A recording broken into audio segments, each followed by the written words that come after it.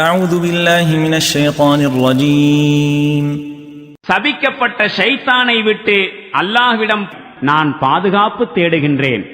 وَإِذَا رَأَيْتَ الَّذِينَ يَخُوضُونَ فِي آيَاتِنَا فَأَعْرِضْ عَنْهُمْ حَتَّى يَخُوضُوا فِي حَدِيثٍ غَيْرِهِ وَإِمَّا يُنْسِيَنَّكَ الشَّيْطَانُ فَلَا تَقْعُدْ بَعْدَ الذِّكْرَى مَعَ الْقَوْمِ الظَّالِمِينَ.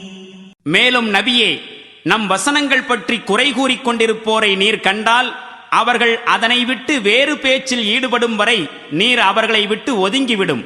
மேலும் எப்பொழுதேனும் ஷைத்தான் உம்மை மறதியில் ஆழ்த்திவிட்டால் அந்த தவறை உணர்ந்து கொண்ட பிறகு அக்கிரமம் செய்யும் கூட்டத்தாரோடு நீர் உட்காராதீர். وَمَا عَلَى الَّذِينَ يَتَّقُونَ مِنْ حِسَابِهِمْ مِنْ شَيْءٍ وَلَكِنْ ذِكْرَى لَعَلَّهُمْ يَتَّقُونَ. அவர்களுடைய கேள்வி கணக்குகளில் எதற்கும் இரையச்சமுடையோர் பொறுப்பாளிகள் அல்ல. ஆயினும் அறிவுரை கூறுவது அவர்கள் மீது கடமையாகும். இதனால் அவர்கள் அந்த மக்கள் தவறான போக்கிலிருந்து விலகிக் கொள்ளக்கூடும். وَذَرِ الَّذِينَ اتَّخَذُوا دِينَهُمْ لَعِبًا وَلَهْوًا وَغَرَّتْهُمُ الْحَيَاةُ الدُّنْيَا وَذَكِّرْ بِهِ أَن تُبْسَلَ نَفْسٌ بِمَا كَسَبَتْ لَيْسَ لَهَا مِن دُونِ اللَّهِ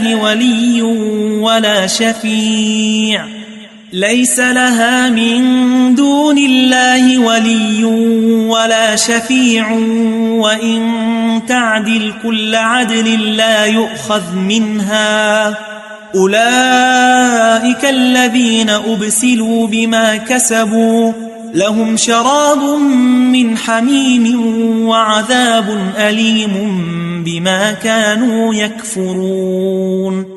யார் தங்களுடைய தீன் எனும் வாழ்க்கை நெறியை விளையாட்டாகவும் வேடிக்கையாகவும் ஆக்கிக் கொண்டார்களோ அவர்களை நீர் விட்டுவிடும். உலக வாழ்க்கை அவர்களை ஏமாற்றத்தில் ஆழ்த்திவிட்டது. ஆனால் எந்த மனிதனும் தான் செய்த தீய செயல்களின் காரணமாக துன்பத்தால் பீடிக்கப்படாமல் இருக்க இந்த குர்ஆனை கொண்டு நல்லுரை கூறி எச்சரித்துக் கொண்டே இருப்பீராக. அப்படி பீடிக்கப்பட்டால் அல்லாஹ்விடமிருந்து அவனுக்கு பாதுகாப்பளித்து உதவி புரிபவரோ பரிந்துரை செய்பவரோ எவரும் இருக்க மாட்டார்கள். மேலும் தன் கைவசத்தில் உள்ள எல்லா பொருள்களையும் ஈடாக செலுத்தி அதிலிருந்து விடுபட நாடினாலும் அதுவும் அவனிடமிருந்து ஏற்றுக்கொள்ளப்பட மாட்டாது. ஏனெனில் அவர்கள் தாம் சம்பாதித்த தீவினைகளின் காரணமாக பீடிக்கப்பட்டிருந்தார்கள்.